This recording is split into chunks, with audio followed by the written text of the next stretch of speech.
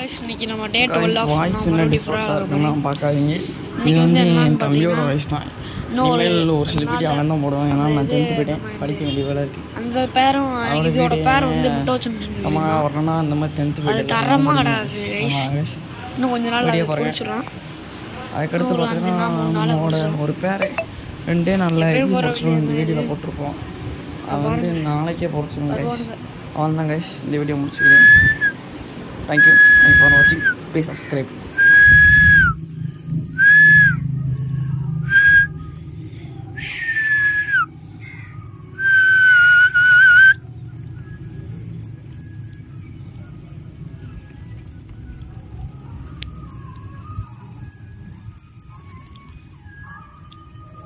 சீராஜ் தான் கைஸ் எப்படி பூரா எக்கை மெயின்டைன் பண்ண போதுன்னே தெரில கைஸ்.